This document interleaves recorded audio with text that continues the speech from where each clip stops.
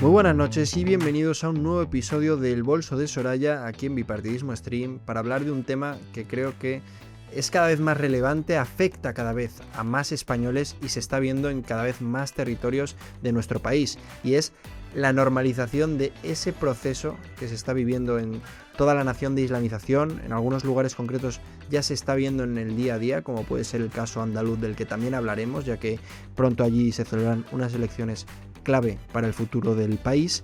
Y además ahora Junts se ha querido sumar al carro de esas iniciativas propuestas por Vox hace ya tiempo para prohibir en espacios públicos el burka y el niqab.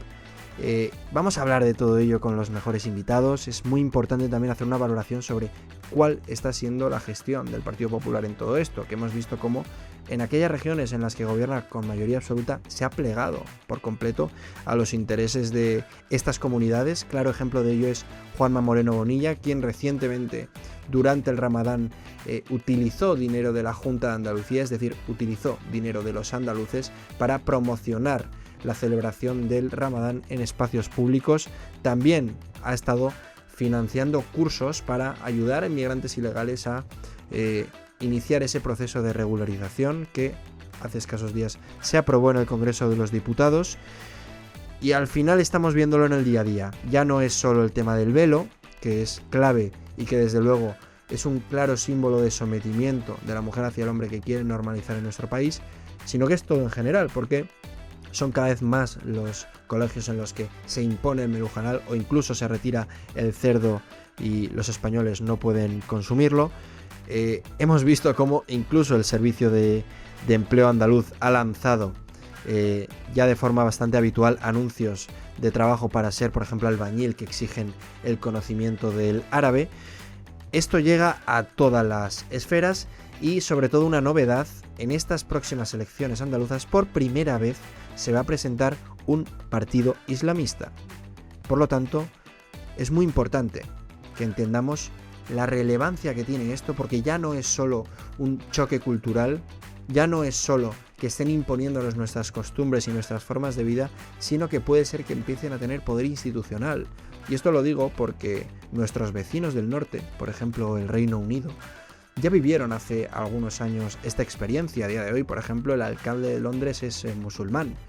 Y Londres, por ejemplo, se ha convertido en una de las capitales epicentro de las violaciones masivas. Allí en estos momentos se están produciendo en torno a más de una violación por hora, o al menos que se denuncie. También allí se ha producido un escándalo sin precedentes de violaciones de manadas de pakistaníes a niñas que encima no fueron denunciados por las autoridades por miedo a ser acusados de racistas. Por lo tanto, vamos a hablar de todo eso y muchísimo más. Hoy tengo el placer, además de contar con unos invitados que conocen a la perfección este tema. Voy a empezar, como siempre, por mi izquierda, presentando a Paloma Hernández, conocida como Fortunata y Jacinta en su canal de YouTube, licenciada en Bellas Artes, además cultiva el materialismo filosófico, es autora y evidentemente conoce a la perfección el riesgo que tiene la islamización de España, así que muchísimas gracias por acompañarnos. Muchísimas gracias a ti, un placer. Y bueno, también tenemos el placer de contar con un periodista. Te voy a empezar presentando así. Oye, ya no. Ya no. Ex-periodista. Ex-periodista está bien eso. Actual diputado por Vox en la Asamblea de Madrid y portavoz nacional del partido, José Antonio Fuster. Muchísimas gracias por estar con nosotros. Placer, como siempre, Unai. ¿Cómo no? Están aquí. Qué guay. Bueno, y en breves también tendremos al otro lado de la pantalla en directo a Rodrigo Alonso, quien es portavoz adjunto de Vox Andalucía y va a encabezar la lista de la formación por Almería. Pero sí que me gustaría empezar preguntándote, Paloma, ¿qué te parece, no, esta novedad que hemos conocido en las últimas horas de que un partido de corte islamista que aboga por todas estas cosas que acabo de mencionar se vaya a presentar con la posibilidad bastante elevada de, por ejemplo, ganar en algunas localidades gaditanas? Sí. A mí no me sorprende, es lo que venimos alertando desde hace mucho tiempo, incluso décadas, algunos de los autores más lúcidos, ¿verdad? Porque no es una cuestión de adivinación, es que el Islam opera siempre de la misma manera, porque ya sabéis que el Islam no puede separar poder religioso y poder político. Lo que hace allá donde llega, allá donde aterriza la comunidad islámica, siempre es esperar a tener una masa poblacional crítica. a partir de ese momento va a buscar siempre, por una cuestión de mandato consustancial a su propia doctrina, va a buscar siempre hacerse con el poder social e inmediatamente con el poder político. Por eso es tan importante prevenir la ampliación de esa masa poblacional en nuestras naciones de estirpe cristiana, porque su procedimiento siempre va a ser el mismo. Permíteme que cite una cuestión muy importante que lo decía un líder religioso a un arzobispo católico en Turquía, le decía: con vuestras leyes democráticas os invadiremos, es decir, ya no hace falta un ejército ni hacer la guerra. Vuestras leyes democráticas os invadiremos, con nuestras leyes religiosas os dominaremos. Porque inmediatamente lo que va a hacer a través de ese partido político es configurar regímenes de estructuración interna de esos barrios, de esos guetos, a través de las normativas islámicas. Una de ellas es la normativa vestimentaria. Luego hablaremos de ello, si quieres. Fuster, sí que tengo interés por conocer también, desde el punto de vista de un actual político, ¿no?, ¿cuánta responsabilidad tienen el PP y el PSOE, en este caso el bipartidismo? Ya está. ¿En qué? Gracias, me puedo levantar. Chava, siempre hacer. No, imagino que quiero que tú desde dentro me cuentes cómo lo has vivido durante estos últimos años, pero al final se ha visto, ¿no?, que con las políticas que han estado impulsando en los últimos años ambos partidos, pues se ha llegado a este punto, al punto de que se puedan presentar y partidos de corte islamista puedan incluso tener representación. Sí, son dos partidos de rendición, dos partidos de sumisión absoluta a una agenda que no es nuestra. Y además, pero lo curioso es que, claro, yo no tengo más remedio que tener trato con socialistas y con populares. Los socialistas lo niegan y los populares lo saben. ¿Qué es peor? Ahí está la cuestión. Ahí es donde yo me encuentro a veces con... El que peca siendo cristiano o el que peca siendo ateo. Exacto. Entonces me encuentro a veces cuando tragando techo y diciendo: los del Partido Popular son gente especialmente malvada, porque lo saben y sin embargo no hacen nada. ¿Por qué no hacen nada? Ahí está la cuestión. El Partido Socialista es evidente que cree solamente en alcanzar el poder por el poder, poder para no cambiar nada, el poder para aprovecharse y beneficiarse. Pero el Partido Popular lo sabe, no hace nada, entonces es que no cree en nada. Ese es el problema. Yo creo que es lo que nos enseñó en su momento Houellebecq con la novela Sumisión, que tuvo ese impacto tremendo en Francia, que debería haber tenido muchísimo más impacto en España si en España se leyera algo. Y es eso, es una sociedad que ya no cree en nada. Por tanto, como decía Paloma ahora mismo, hay un punto crítico, ¿cómo lo llamo exactamente? Una masa crítica, que cuando llega a un determinado 30 a 35%, si no me equivoco, de la población, en ese momento de inmigración y de corte islamista, tenemos un ejemplo, no sé, ahora mismo se me ocurre que está muy cerca Vic, en Cataluña. Vic está ahí. En el momento en que activen un partido que va a darle privilegios, beneficios, que va a seguir las leyes luego, por tanto, de la Sharia y que va a hacer... Ahí en ese momento estamos perdidos. Ya no hay nada que hacer. Da igual que se junten los demás partidos, ese 35%, porque aparte tenemos un problema. Que si la sociedad, a través de los partidos tradicionales de Partido Popular y Partido Socialista, ya no cree en nada, ocurrirá como acabas de decir tú en Londres. ¿Qué dices tú? Oye, ¿en Londres qué pasa? ¿Que el alcalde es islamista porque todo el mundo es islamista en Londres? No, porque le votan también los blancos. Porque tenemos blancos entregados, blancos rendidos, identidad, o sea, cristianos, no hace falta que sean blancos, lo estoy diciendo como concepto, identitarios nativos británicos, nativos ingleses, nativos londinenses, que van a votar esas... ¿Por qué? Porque no creen en nada. Nada. Pero eso más allá de que... Son 40 años de España, por ejemplo, creo que es un país que... Y diría que el clic, además, se dio en este último verano, ¿no? Que ya se ha despertado a nivel social y ha entendido mejor que otros países que seguramente ya estén perdidos o estén al límite los riesgos de todo esto, los riesgos del islamismo, ¿no? Salieron en verano encuestas que hablaban de que el 70% de españoles estaban a favor de iniciar deportaciones masivas ante pues todos los casos de delincuencia que se están viviendo en el país, que ya no son cada 24 horas, sino prácticamente es uno por hora, ¿no?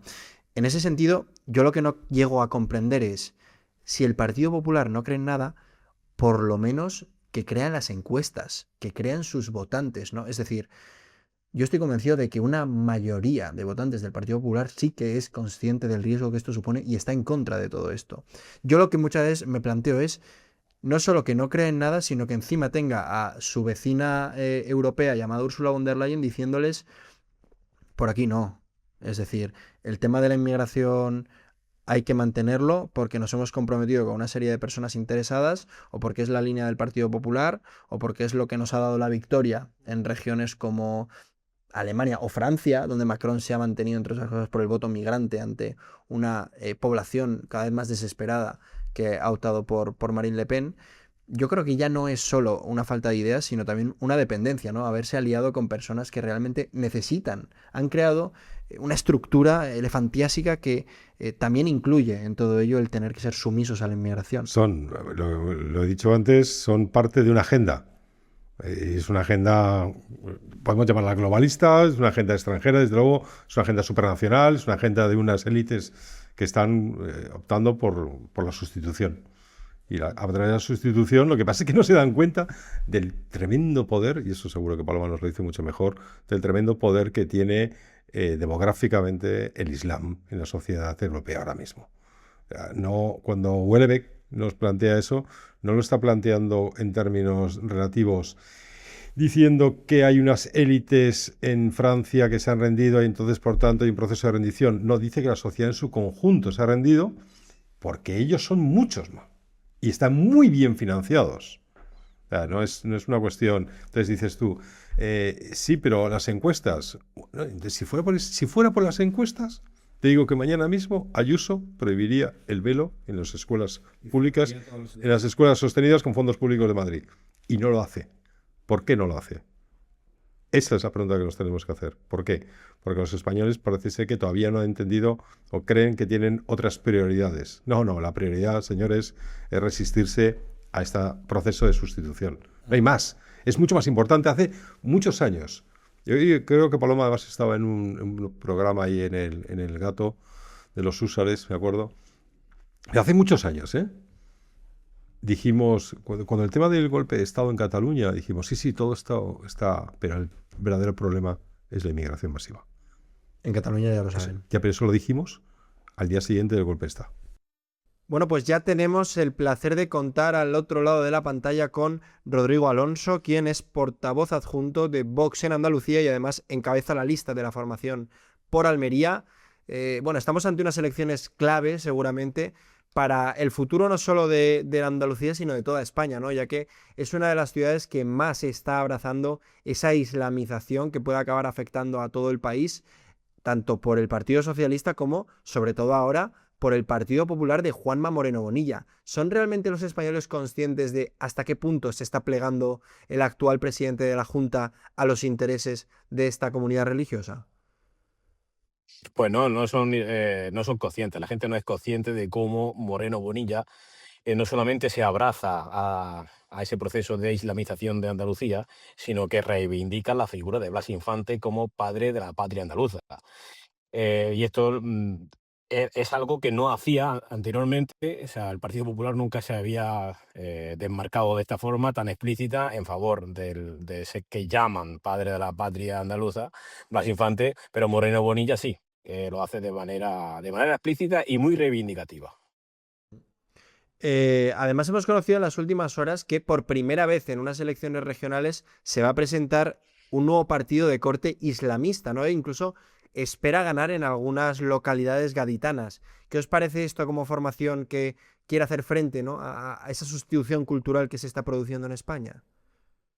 Bueno, esto es una realidad que desde Vox hemos insistido y denunciado en innumerables ocasiones. El partido andalusí ya se presentó a las elecciones municipales en Algeciras en el año 2023 y evidentemente tiene unas grandes posibilidades de obtener representación política y, lógicamente, anclarse en las instituciones, como ya ha ocurrido en Ceuta, en Melilla o en otros países del entorno, como fue en el Reino Unido, bueno, y lo más llamativo recientemente, que fue en la alcaldía de Nueva York.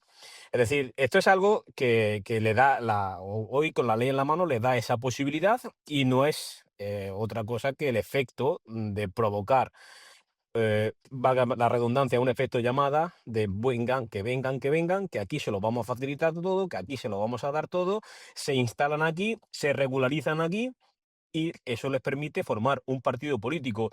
Y esta cultura, la cultura islámica, se caracteriza fundamentalmente por una cosa, porque precisamente esta misma mañana lo he visto y así me lo han contado. Mire, esta mañana hemos estado en un mercadillo en el Ejido y el clamor popular era que los marroquíes, los musulmanes, van a comprar a los puestos que regentan los musulmanes. Es decir, no compran en otros puestos. Ellos son muy suyos. ¿Qué puede ocurrir cuando se ponga en marcha un partido político musulmán? Pues que los musulmanes le voten a este partido político, y son muchos.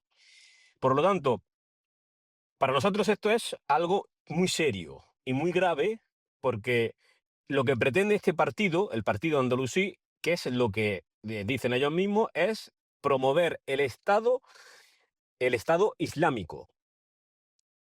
Promover que el Estado español otorgue nacionalidad, ojo, a los descendientes de los expulsados de la España medieval, que no es ni más ni menos que lo que está haciendo Pedro Sánchez con la regularización masiva.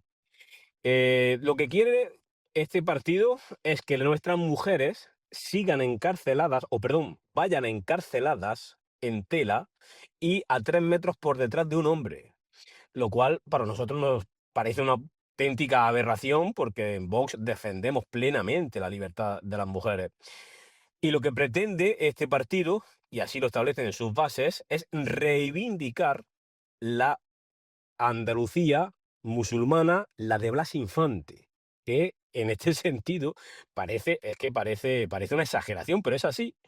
En este sentido, Blas Moreno Bonilla también defiende esa patria de Blas Infante. Por lo tanto, en Vox lo tenemos muy claro.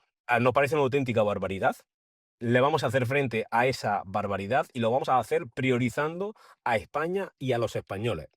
Porque para nosotros, la verdadera Andalucía no es la de la patria islámica de Blas Infante. Para nosotros la verdadera Andalucía es la de Fernando III el Santo, que recobró la tierra, nuestra tierra de los moros, y que culminó la reconquista los ricos. Esa es nuestra Andalucía y la que nosotros defendemos, por supuesto, poniendo a los andaluces y a los españoles en el eje central de todas nuestras políticas. Es cierto que hemos visto a Moreno Bonilla volcarse, ¿no?, con el Ramadán, incluso financiando, ¿no?, esta celebración en lugares públicos. También hemos visto cómo la Junta de Andalucía ha financiado cursos para enseñar a inmigrantes ilegales a regularizar su situación. Está totalmente volcado con este proceso de inmigración masiva que está sufriendo España. Y sí que me gustaría preguntarte por dos temas concretos en los que Vox está haciendo especial hincapié, ¿no?, que es el tema de querer acabar con la imposición del velo y con la imposición de los menús halal. Vosotros habéis presentado iniciativas. Me gustaría saber qué os habéis encontrado por parte del Partido Popular cuando habéis intentado, por ejemplo, acabar con esto, tanto con el velo, que como bien has mencionado es un símbolo de sumisión de la mujer hacia el hombre, típico de esta cultura islamista, como con esos menús halal que, dado que cada vez hay más inmigrantes musulmanes en los colegios de Andalucía, se está empezando a imponer. Bueno, a nosotros lo que realmente nos preocupa y nos alegra es la gran aceptación que ha tenido entre la ciudadanía el proponer que se prohíba entrar con niqab o con burka a una persona en un edificio público, por una cuestión puramente de seguridad, y por supuesto también es una cuestión de identidad, es defender la identidad de la mujer. Y con respecto al menú halal, es que es una demanda de la ciudadanía. Es una demanda de los padres que, teniendo a sus hijos en los comedores públicos, pues hay algunos en los que, como tiene una alta afluencia de inmigración musulmana, pues prohíben directamente que se sirvan determinados, bueno, se sirva cerdo, ¿no? Porque es el que es contrario a su costumbre, contrario a su religión. Y en un comedor público donde van todo tipo de niños, con cada uno su cultura y su religión, pues evidentemente prohibir prohibir o imponer un determinado menú, pues nosotros lo vemos totalmente discriminatorio y no vamos a participar de eso. Es decir, lo que no vamos a fomentar es que un niño de, no sé, de aquí de Vícar o de Roquetas de Mar o de Almería se sienta un extranjero en su propia casa.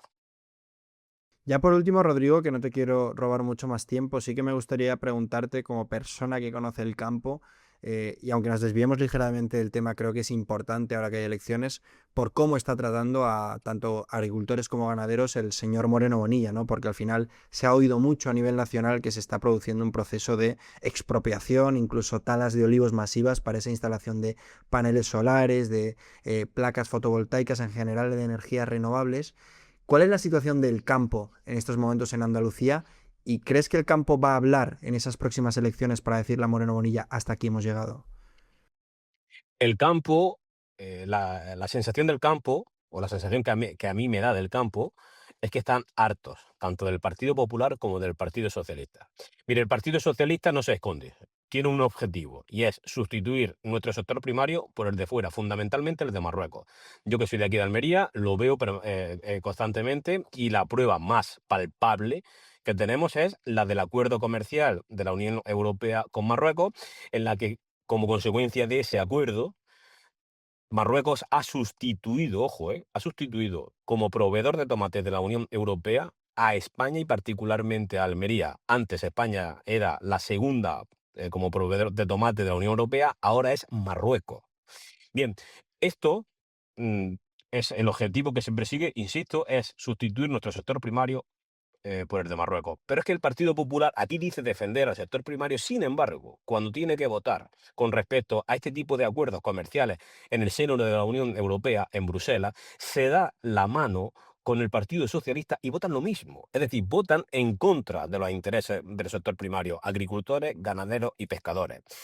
Y nosotros, esto tenemos que decirlo en cada vez que tenemos la oportunidad, y es lo que estamos haciendo. Mira, ahora mismo me pillas que estoy en el coche, porque estoy de campaña y estamos recorriendo la provincia, cada rincón de la provincia, y en cada sitio decimos lo mismo.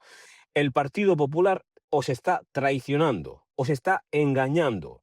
Aquí os dice defender, pero en Bruselas se une al Partido Socialista y vota en contra de los intereses del sector primario. Y esa es nuestra obligación y nuestra responsabilidad, el de decirle a la gente en realmente cada partido político cuál es el papel que está jugando. Y para nosotros el campo es fundamental. Para Almería el sector primario es fundamental. Fíjese que de un desierto se hizo la huerta de Europa.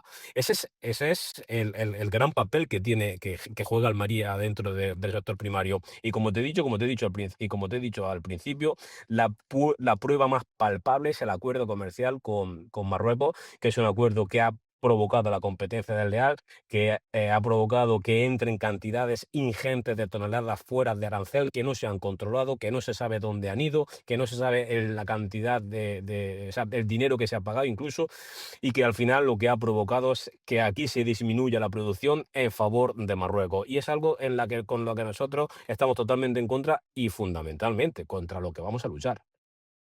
Pues Rodrigo, de verdad que muchísimas gracias, ha sido un placer contar contigo estos minutos, no te quito más tiempo y muchísimo ánimo con la campaña.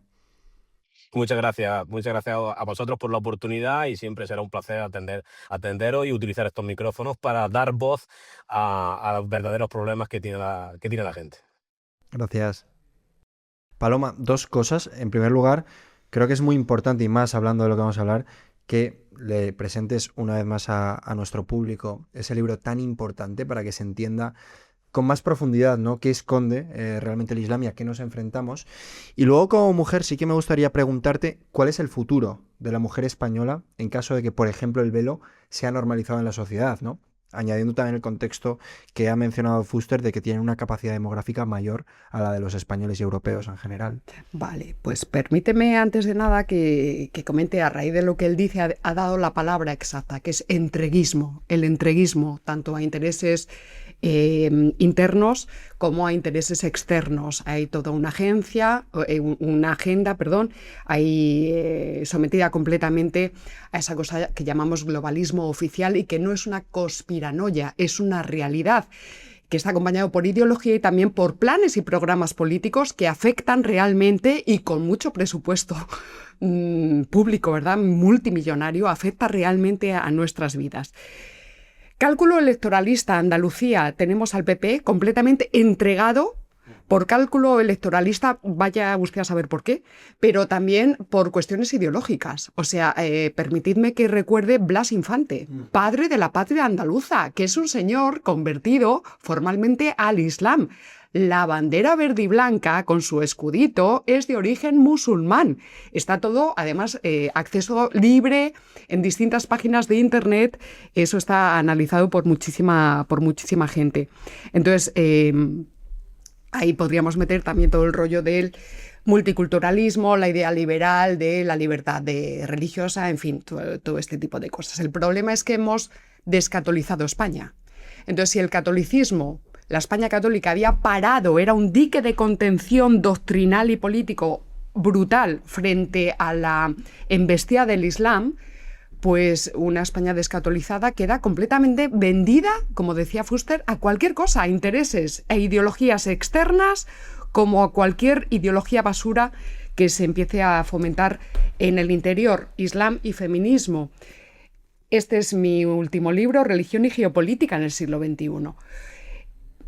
¿Me dejáis que comente una anécdota de ayer? Yo estaba ayer en la cama y dije, ¿qué pensará Paloma Hernández de esta cuestión del velo? Y le pregunté a ChatGPT. Ojo, cuidado, porque el ChatGPT. Entonces el ChatGPT lo primero que me dice es, Paloma Hernández, autora no sé qué, no sé cuál, se opone al uso del velo en cualquiera de sus formatos, al velo musulmán en cualquiera de sus formatos, tanto el velo sencillito como el niqab, que es el que ya se está viendo en el barrio de Salamanca, en Madrid.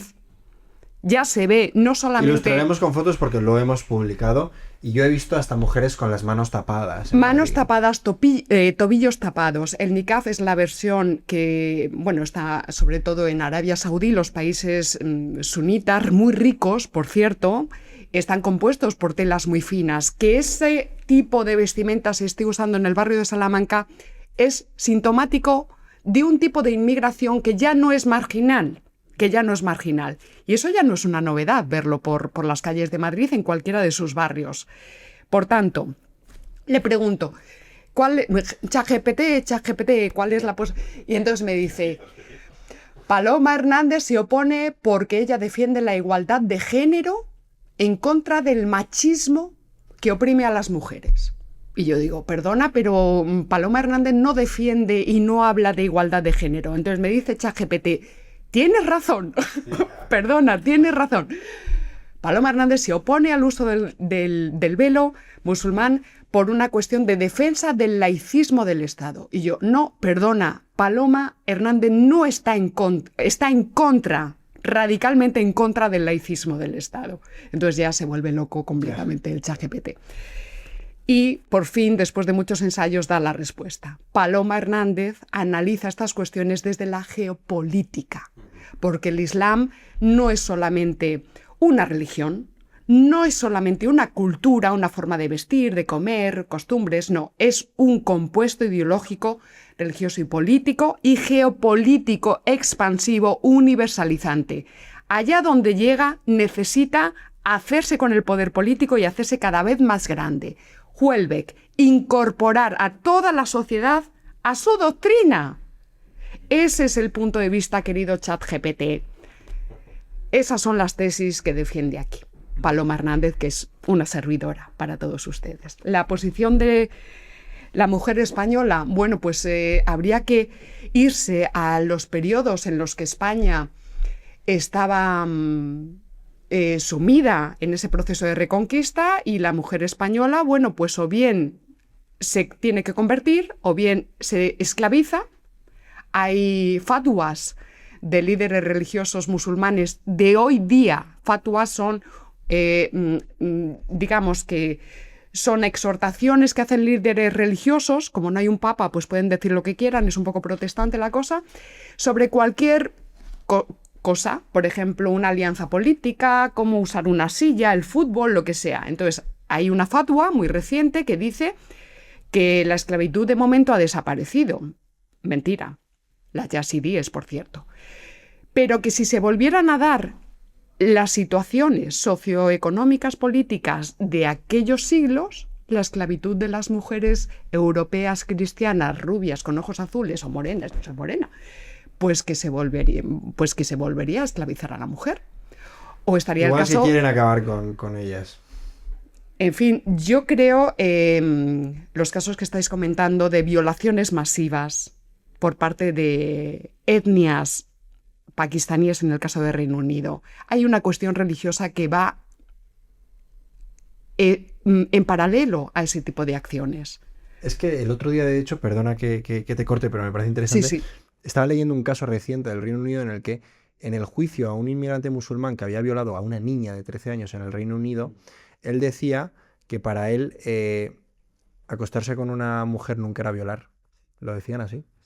Es decir, para ellos está totalmente normalizado. No sienten que estén haciendo mal, ¿no? Entonces, en el momento en el que hay una religión capaz de hacer un relativismo tan extremo como para dejar de sentir lo que causa bien o mal a la otra persona, está totalmente alejada de la realidad de las cosas. Y al final yo creo que estamos de acuerdo todos en que existe una verdad absoluta y en que hay cosas que no hace falta que te lo digan unos mandamientos, que por naturaleza humana y por biología tú naces sabiendo.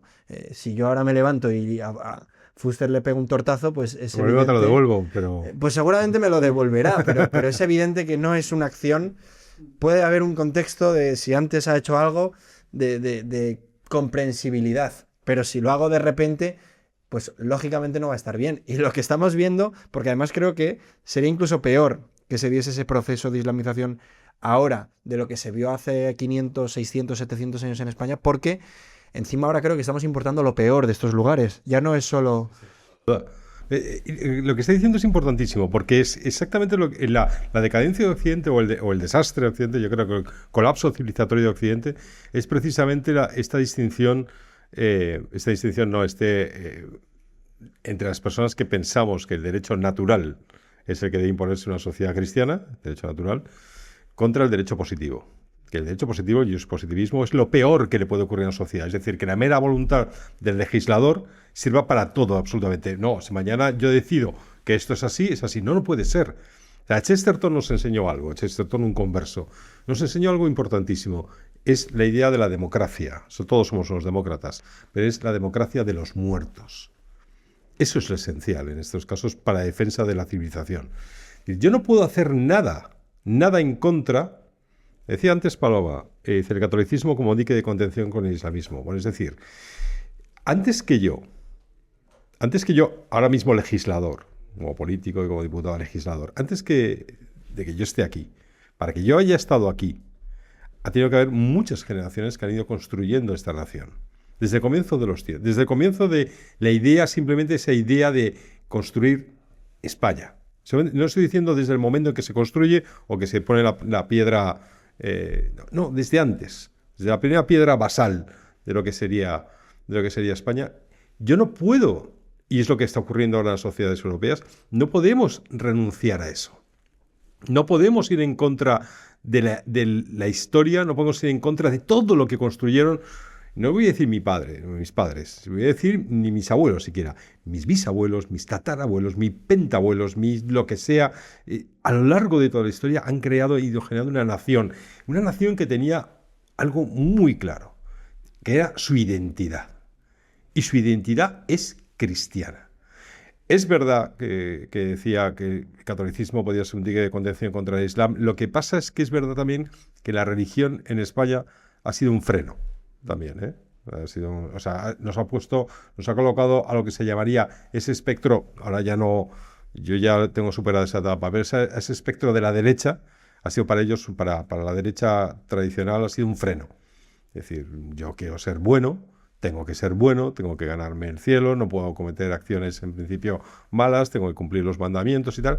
Y entonces entra eso en colisión con la idea de, oye, yo tengo que luchar por mi nación. Exacto. Ahí está el problema. Entonces, pero lo más interesante de todo esto al final es exactamente eso. ¿Qué hacemos? ¿Construimos a partir del derecho natural, es decir, de la democracia de los muertos? ¿O construimos con el derecho positivo, con el positivismo, que es la desgracia mayor que tiene Europa? sin ninguna duda. Mañana nos pueden decir... Mira, yo me he recorrido no sé cuántos países musulmanes, y como periodista, cuando lo era. He estado en sociedades en las que, por supuesto, la idea de que Paloma esté sentada aquí sería imposible, imposible.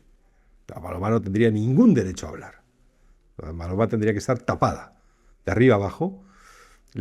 En Afganistán, las ventanas estaban pintadas de negro. Se pintaban las ventanas de negro para que nadie pudiera ver a una mujer sin el burka. La mujer, en la escala social, si el hombre está aquí está la mujer, aquí está el burro. Wow. Es más importante. La mujer solamente es algo que está en el hogar y solamente cuida o alimenta a los hijos, pero realmente de su educación, para pensar en su pensamiento en Alá, se van a ocupar los hombres, ¿eh? Eso ninguna duda. O sea, las mujeres los crían, pero los hombres son los que al final educan. Yo lo he visto en todos los países en los que he estado. He visto a una mujer siempre inferior, siempre sometida, siempre sumisa. Pero para eso hace falta un símbolo de sumisión. Y ese símbolo de sumisión es cualquier prenda. Y empezando por el velo. El velo es la puerta de entrada a cualquier otra imposición. Una imposición que además no tiene ninguna raíz religiosa. Es una imposición política, o digamos social, político-social.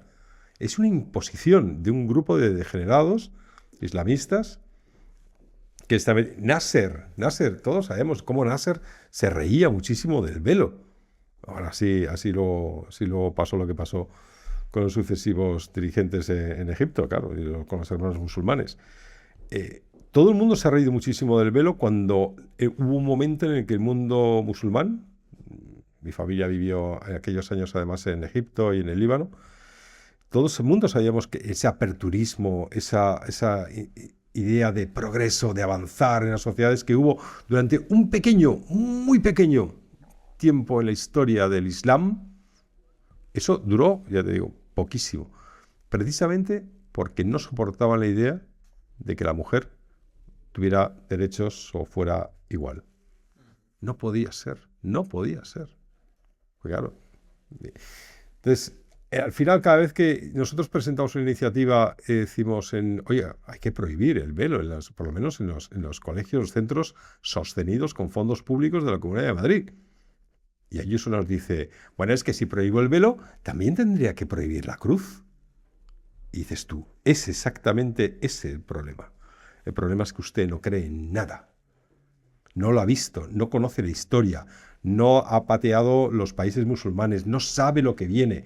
Y lo que viene es al final, Houellebecq, lo que al final vendrá, y vendrá, ¿eh? Vendrá. Sí, vendrá. Será la expulsión de las mujeres de las parcelas de poder, de las parcelas públicas, y, por supuesto, su sumisión en forma de velo de todas las mujeres, no de las musulmanas, de todas las mujeres.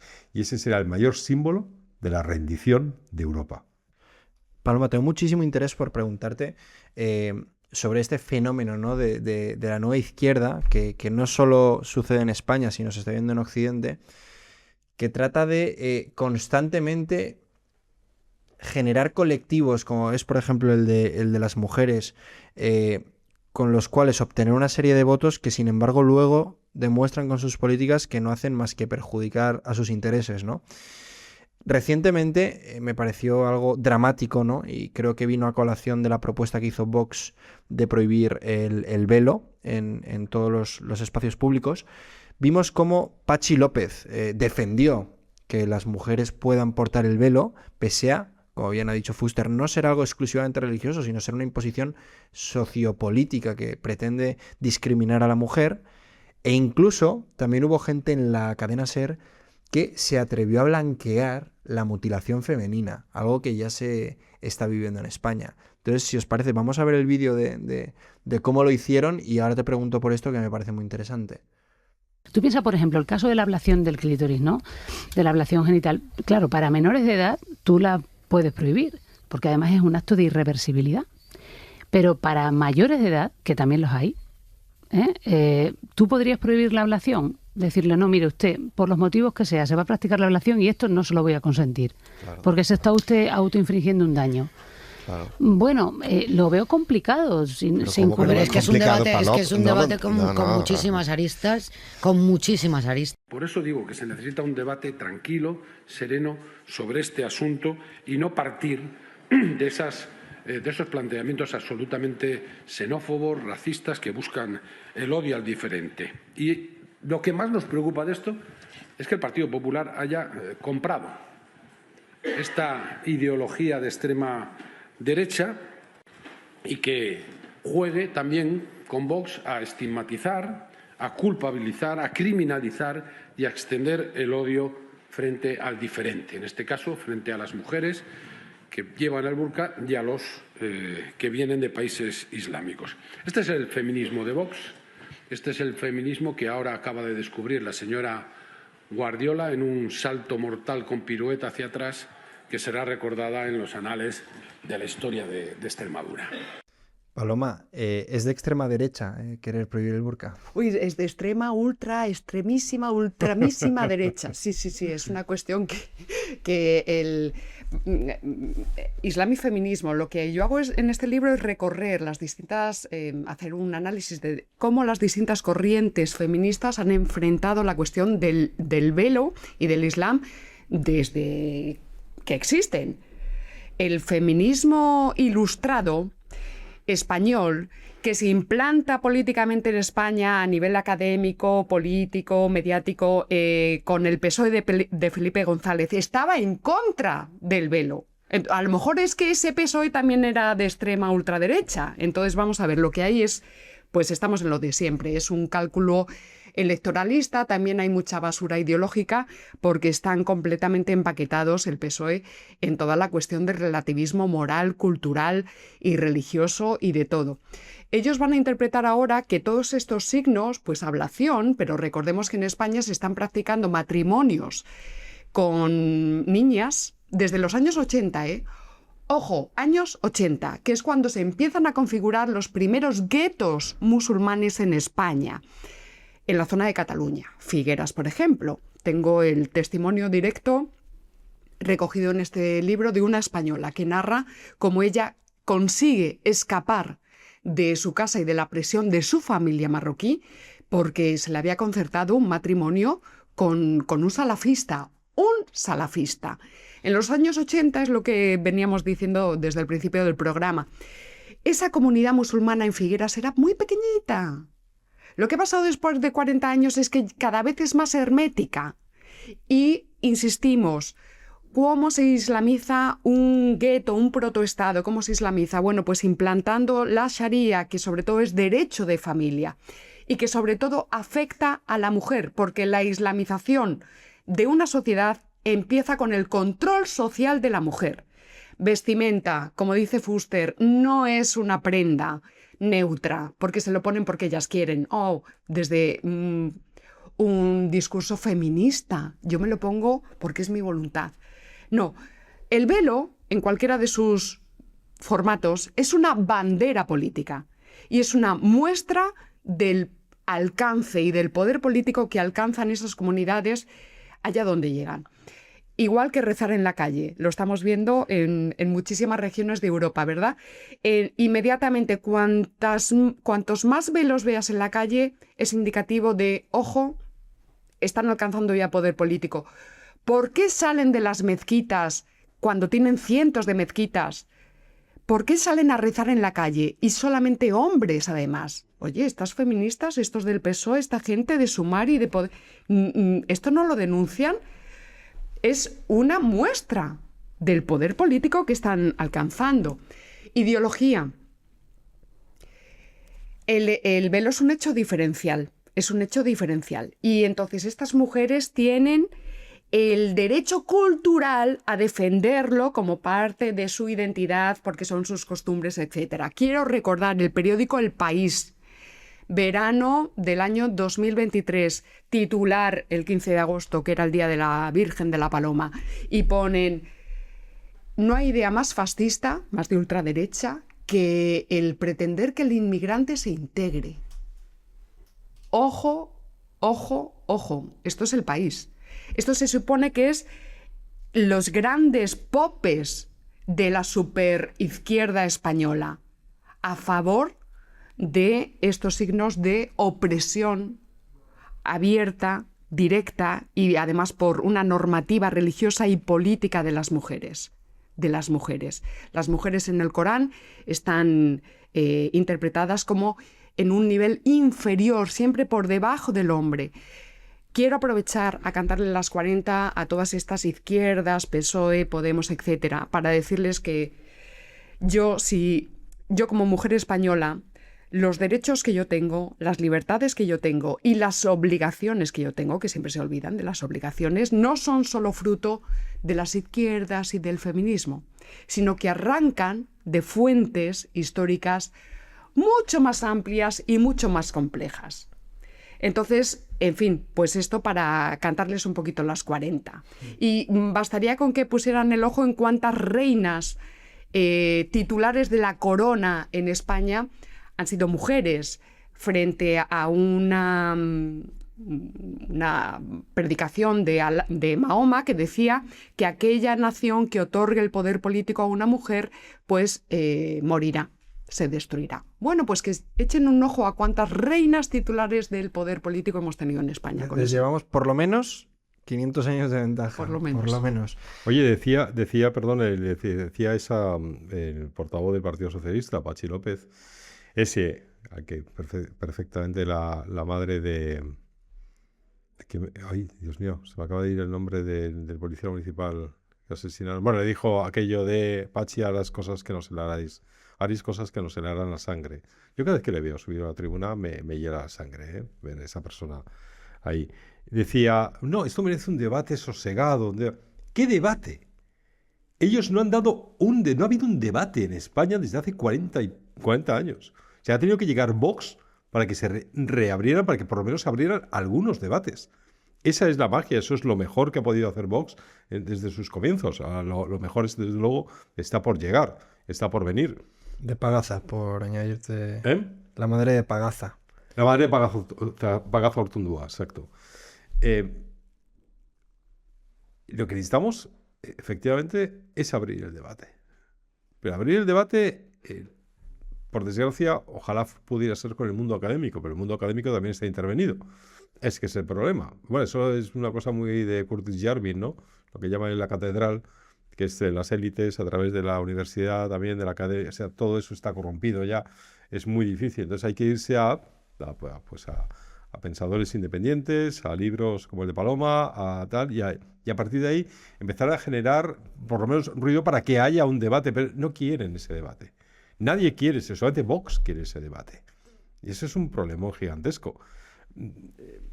Pero cuando decía él, este es el feminismo, pero tú, si los que estamos en parlamentos sabemos perfectamente lo que piensan las feministas tradicionales del Partido Socialista, que están de los nervios,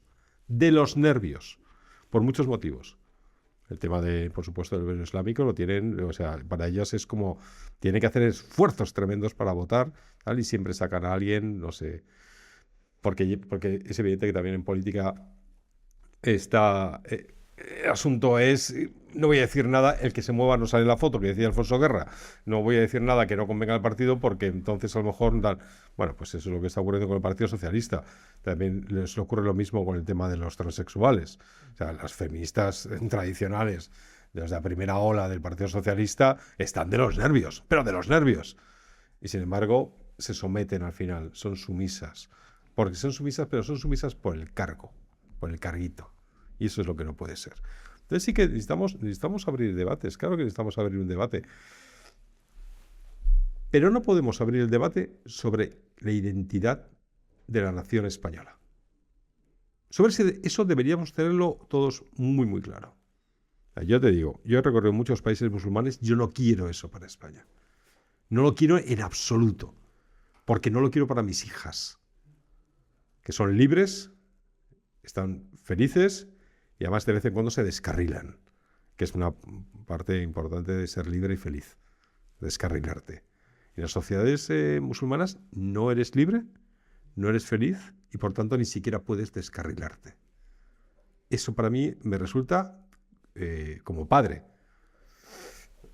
Cuando yo veo a niñas sometidas, cuando veo que en Afganistán ya no pueden ir a la escuela, ya no pueden ser médicos, ya no pueden atender a nadie, su única labor es estar en la casa, ir al mercado vestidas de arriba abajo, tapadas. ¿Vale? Y digo, no estamos tan lejos, que no se crea la gente que estamos muy lejos, no lo estamos. ¿Y crees que con esa regularización masiva que se ha aprobado hace escasos días, que ya hay expertos que apuntan a que acabará siendo de más de incluso 2 millones por el tema de la reagrupación familiar? Por supuesto. Este proceso se va a acelerar, es decir, no vamos a necesitar los 30, 40 años que necesitaron Francia o Inglaterra para islamizar capitales, sino que aquí en España puede ser que seamos... Cataluña sin ninguna duda. En Bilbao, por ejemplo, también en el barrio de San Francisco ya está absolutamente tomado. La sociedad vasca está moribunda, no hay relevo generacional, con lo cual no hace mucho tiempo Pradales salió el Lehendakari a decir, bueno, tenemos que estar preparados para que haya un Lehendakari que se llame Mohamed. O algo parecido dijo, ¿no? Digo, y es la verdad, es la verdad. Pero ¿cuál es el problema? Que no quieren dar esa batalla, que no la quieren dar, que la conocen. El PNV sabe lo que viene, como el Partido Popular, esos dos partidos pues rancios de toda la vida, y ahí están y lo saben perfectamente, pero no quieren dar esa batalla por el miedo cerval que tienen, porque tienen miedo a empezar a decir las cosas que solo dice Vox. Y eso para ellos... Porque tú decías también, y estoy seguro que Paloma en eso está de acuerdo, el Partido Popular obedece órdenes. Y obedece órdenes porque el Partido Popular solamente es una sucursal de la CDU alemana. Sí. Obedece órdenes. De esas órdenes, lo que yo quiero saber es quién se las da a la CDU alemana. Von der Leyen es alemana, ¿no? Si no me equivoco. Sí, pero ¿quién más? ¿Qué más? Si... En el momento en que...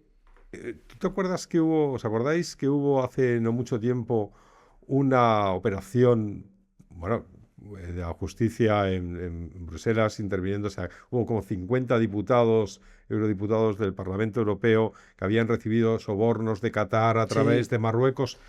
En ese momento uno no para.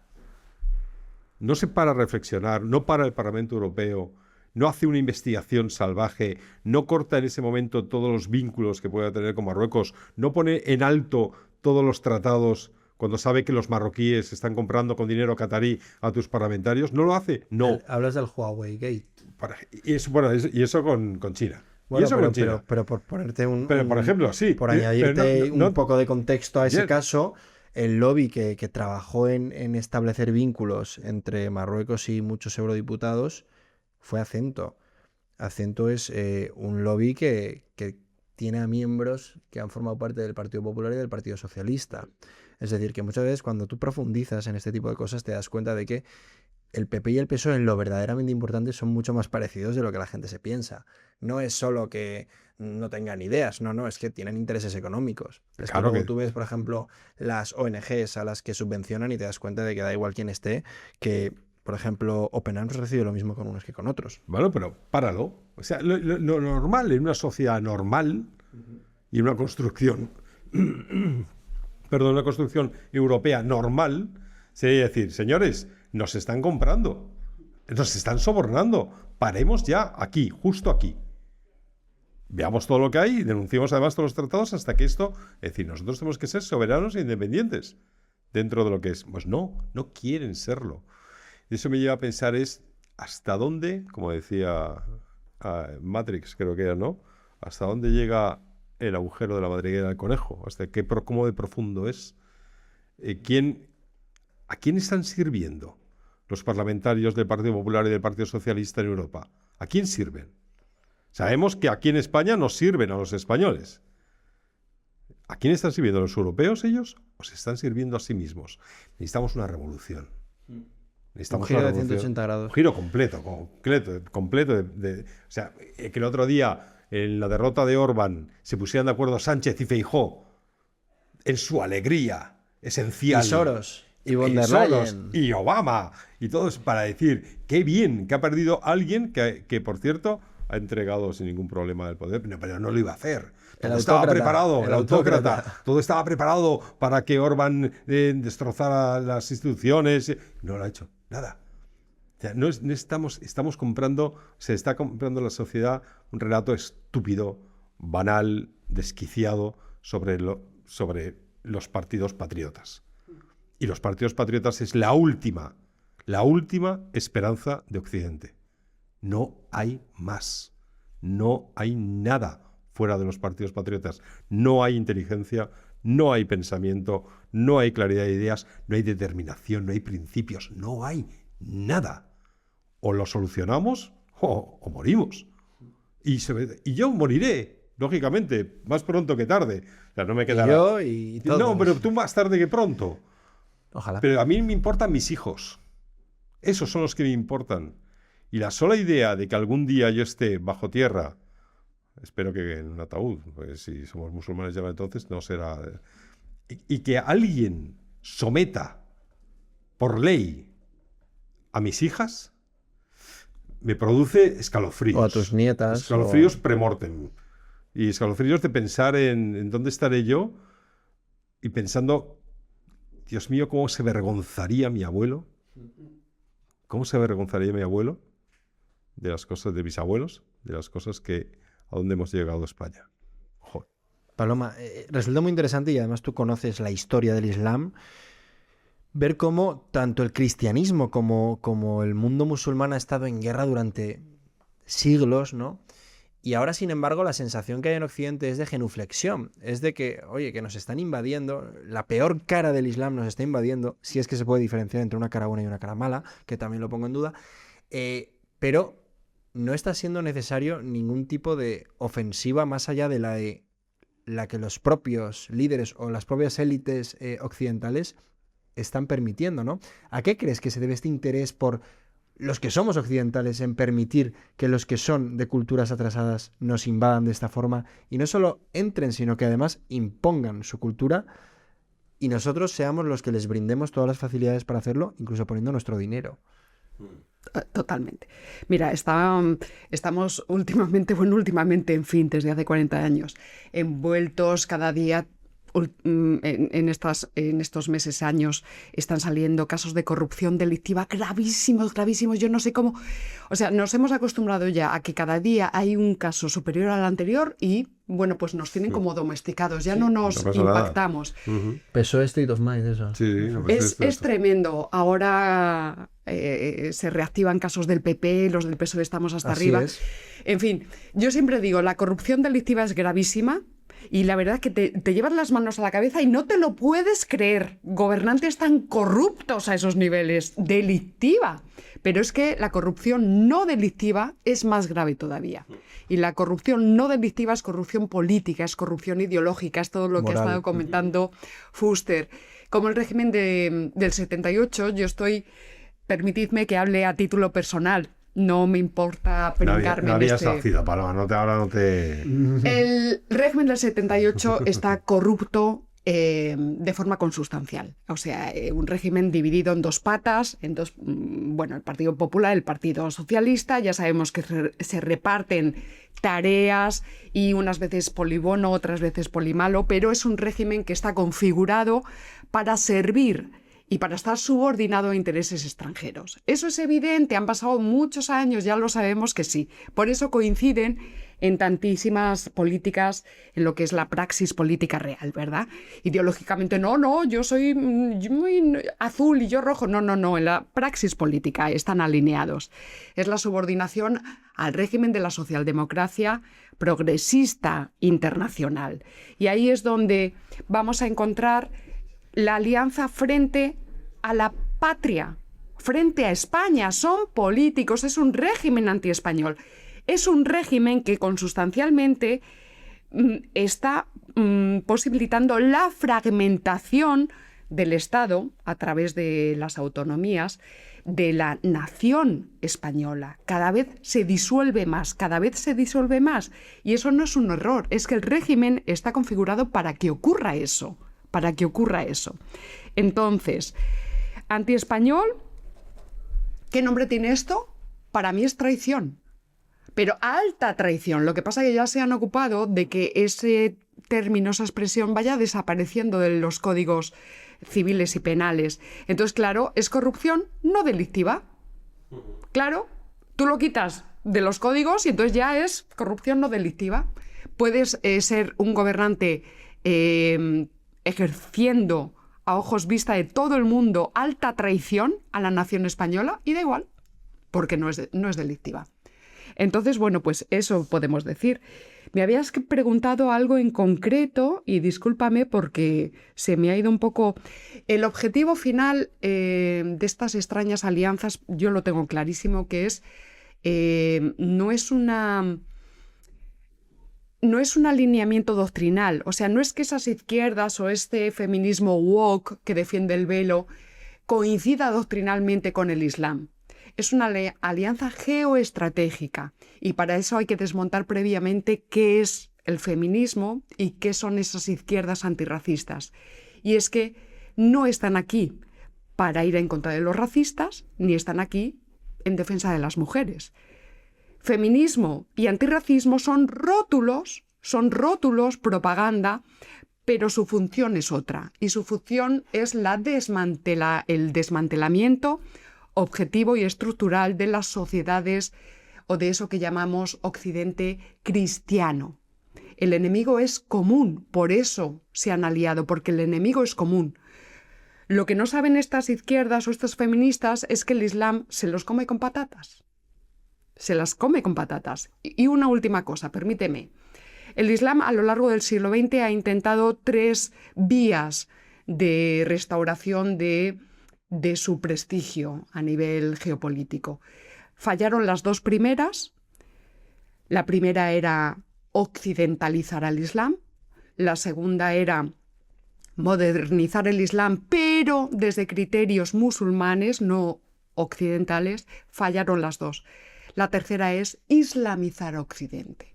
Esa es la vía que está en activo ahora mismo. Esa es la vía que financia mezquitas y centros culturales salafistas en toda Europa. Y también en América. Están saltando ya a América. Bueno, Canadá, Estados Unidos ya lo saben. Hispanoamérica todavía no lo sabe. Pero es una vía de éxito, sobre todo porque ya no les hacen falta bombas ni yihadistas explotándose y todo ese tipo de cosas. Porque lo que han visto es que Occidente está débil. Porque esta socialdemocracia es disolvente de Occidente. Entonces ya está. Pues ya está. Nos aliamos con estos para ir ganando poder político y cuando ya no nos hagan falta, ¡fua!, se haría a tomar por saco feministas e izquierdas. Se acabó. Así de claro. ¿Sabes quién nos desprecia por esto? Los chinos. Sí, mucho. Los chinos nos desprecian. Nos desprecian precisamente por ser una sociedad débil, Sumisa. enferma y sumisa. Nos llaman baizúos. Anda. Es un término que tienen ellos para hablar de las personas blandengues, sin principios, tal, que dejarían que entrara cualquiera en su casa y se llevara a sus hijas, a su tal, que se comiera su comida, que es exactamente eso. O sea, yo veo Japón ahora con lo que está haciendo la primera ministra. Es importantísimo. Es decir, nosotros tenemos una identidad japonesa. ¿Quieren ustedes venir de turismo? Fenomenal, vengan ustedes de turismo. Aquí no se queda nadie. Esto es Japón. Japón para los japoneses. Dices tú, bueno, está con los tiempos. Es que está protegiéndose. Está protegiendo a toda... lo que decía Paloma es... Ella no puede ser una traidora para los japoneses. Yo voy a proteger a los míos. Voy a proteger, como decía el otro día, creo que era Ignacio Garriga. Decía, oye, yo voy a dar el bocadillo de la merienda, se lo voy a dar a mi hijo, no se lo voy a dar a un extraño que pase por ahí, ¿no? Claro. Y después, si no es mi hijo, será mi vecino. Y si no es mi vecino, será pero mi compatriota. Míos, claro. A los míos.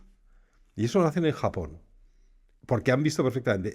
Hay algo interesantísimo en las civilizaciones orientales que está haciendo que miremos, yo por supuesto con todo el desprecio que yo le puedo tener siempre al Partido Comunista de cualquier lado, incluso al Partido Comunista chino, más porque aparte están usando su dinero, el dinero que ilimitado para comprar todo Occidente, para comprar una parte de Occidente, que por cierto no permitirán jamás que caigan manos musulmanas. Ese es otro concepto. Al final vamos a tener que tener aliados muy extraños, muy extraños.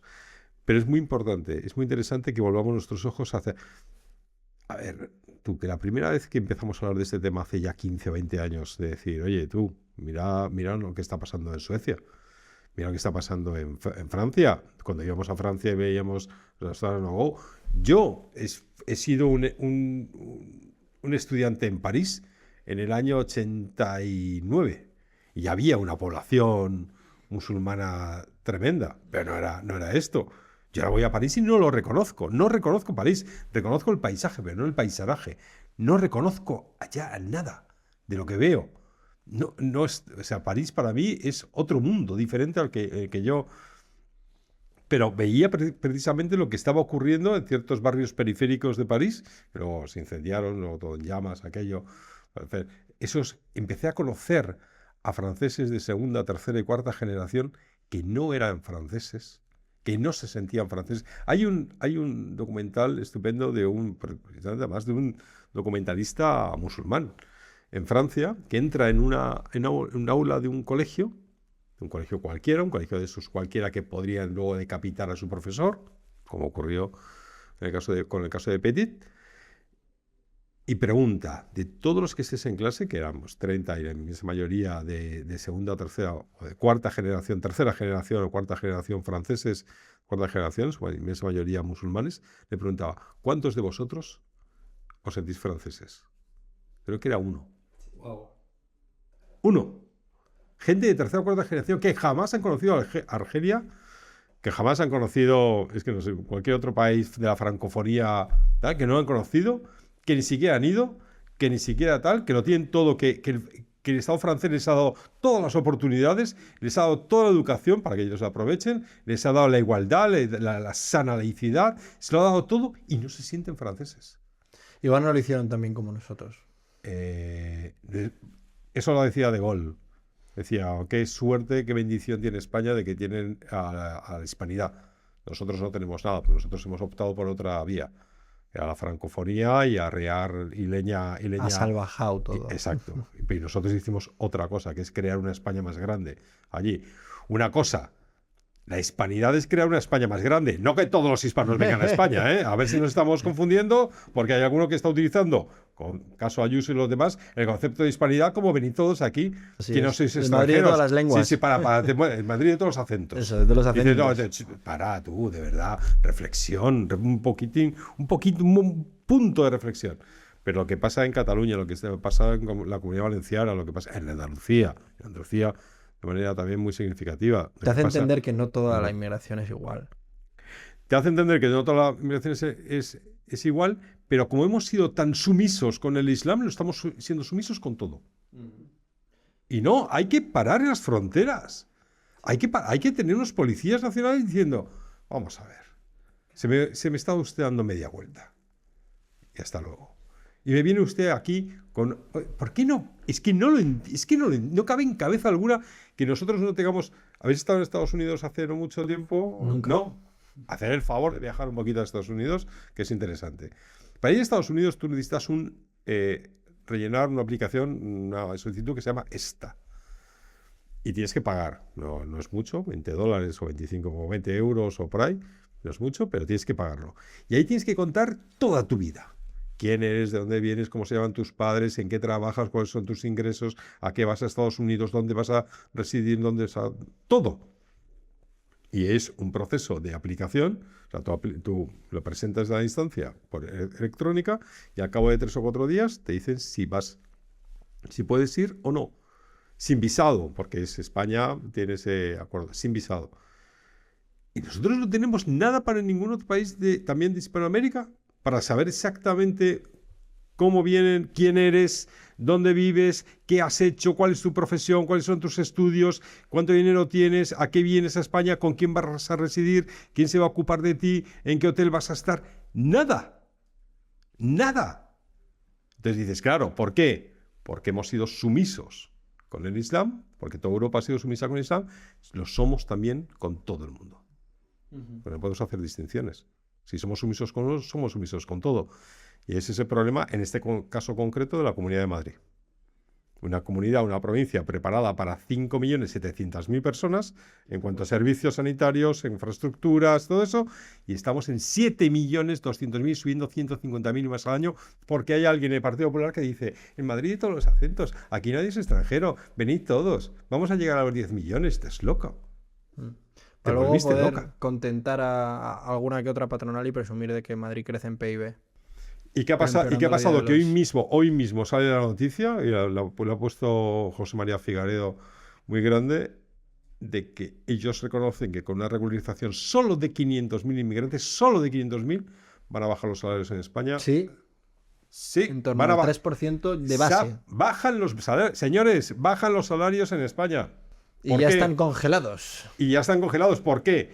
Lógico, porque si un español iba a cobrar tanto, va a venir un inmigrante que va a aceptar cobrar por menos. Es sentido común, pero el primero que hizo esto fue el señor Aznar, no fue el PSOE. Claro, el primero que abrazó la inmigración masiva. Pero los datos van, España va fenomenal. No, lo que va fenomenal es el comercio. O sea, lo que va fenomenal es el consumo, perdón, el comercio no, el consumo. Porque la gente tiene que consumir. Pero lo demás, estás hecho polvo. Y eso, cuando nuestros salarios estaban aquí, teníamos una convergencia más o menos con Estados Unidos, que sus salarios estaban aquí. Ahora mismo están aquí ellos. Y nosotros bajando y retrocediendo. Esto es una salvajada. Ya no solamente a efectos de identidad, a efectos económicos. Y al final me dirán, oye, ¿cómo es posible que tus hijos hayan tenido que ir de España?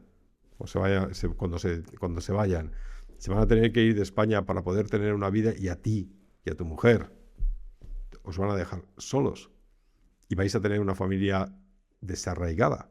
Vais a ser una familia que solamente se verá 2, 3 veces al año, con suerte, con mucha suerte. Esa no es la sociedad que yo quiero. Esa no es. Yo me casé y me fui a vivir a 10 minutos de mi madre. Porque quería seguir, porque somos una familia. Ya no existe eso, ya no hay esa idea. ¿Por qué? Porque mis hijos se están preparando, se están formando para ser unas magníficas personas, unos magníficos profesionales en lo que vayan a ser, y se van a tener que ir de España. A mis hijas. Tú. Es que, vamos, no sé, Paloma, y perdona Unai que me haga eso, pero hay una pregunta que me gustaría hacerte. Yo creo que también fue Houellebecq el que dijo, a mí me parece que patinó un poco ahí justo en la primera parte, Dijo, con el Islam se puede negociar, pero con el feminismo no.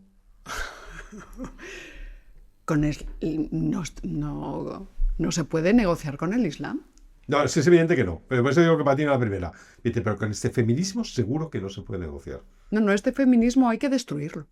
Mira, pero este feminismo y todos, yo es que soy antifeminista.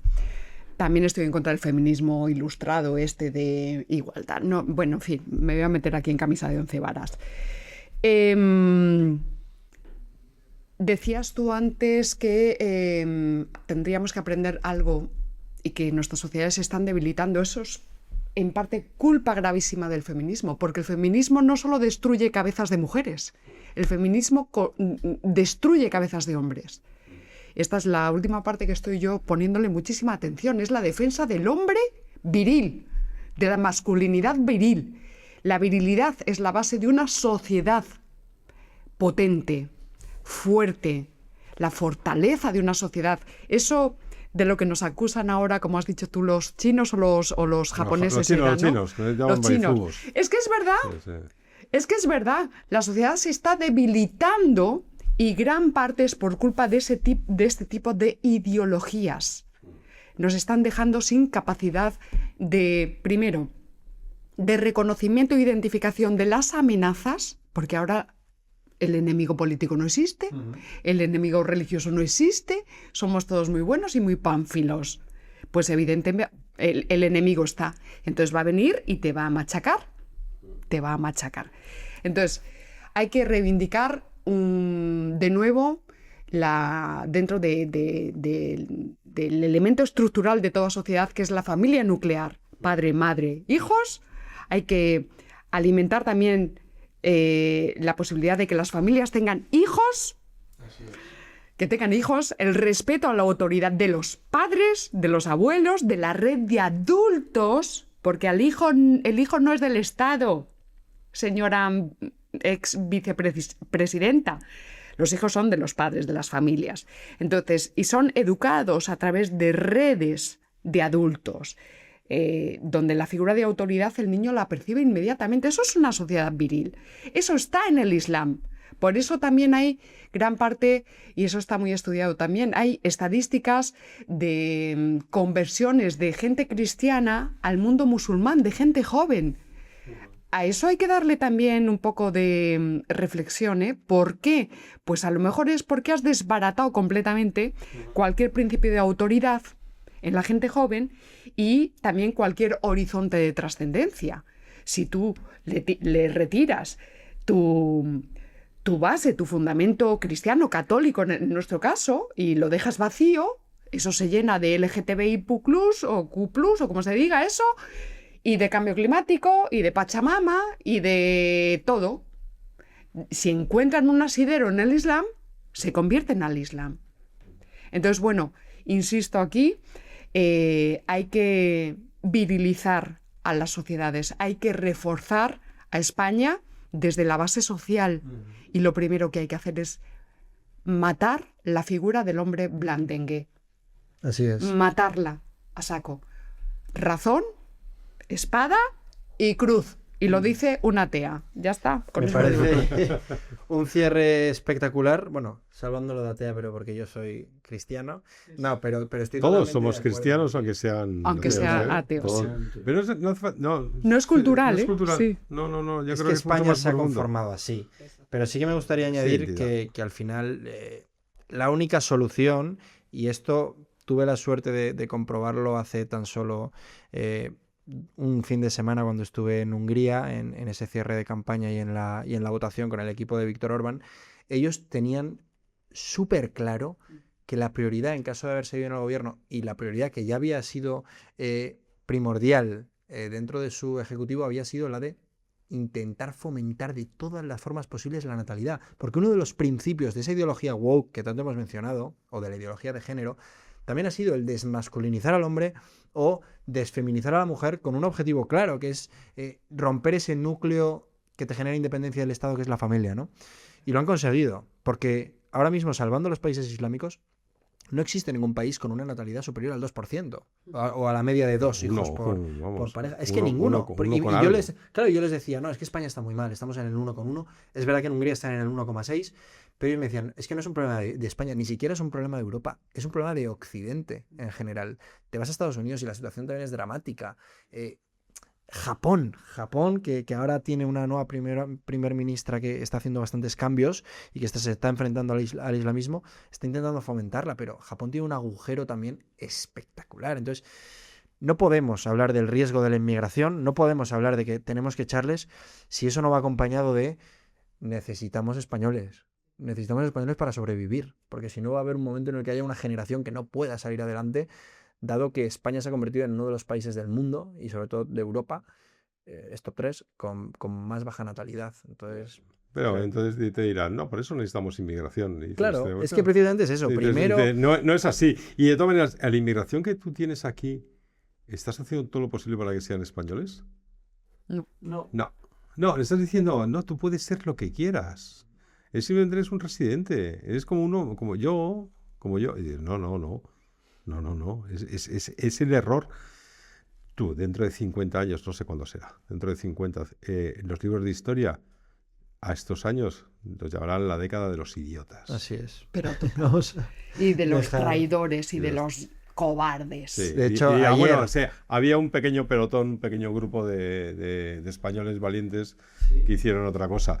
Pero los libros de historia van a ser implacables. Me gusta la mención a traidores porque además ayer Rupert Lowe, del nuevo partido Restore Britain, que ha salido en defensa del patriotismo, calificó de traidor al gobierno de Sánchez por esa regularización, que además Santiago compartió el mensaje. Así que bueno, Vale, pero perdona, ¿y el día anterior qué ocurrió en La Razón, en el periódico La Razón creo que fue, que sacaba el titular, tener hijos no te hace más feliz? Sí, Pues sí. hay una propaganda. Es No, pero tío, evidente. en La Razón no era un periódico conservador. Ya, pero No, ya la no. plata es la plata, ¿no? Y por la plata baila el mono. Pero es que a mí eso me da pena. Oye, de Mucha verdad pena. que ha sido un auténtico placer contar con ambos. Os agradezco muchísimo esta tertulia de más de una hora sobre un tema que va a dar muchísimo que hablar. Seguramente haremos más programas sobre esto y ojalá pueda ser también con vosotros. Así que muchísimas gracias. Y a todos los que están al otro lado de la pantalla les pediría, si pueden, que compartan el vídeo, que le den me gusta, que se suscriban. Y nos vemos en el próximo capítulo del Bolso de Soraya aquí en Bipartidismo Stream.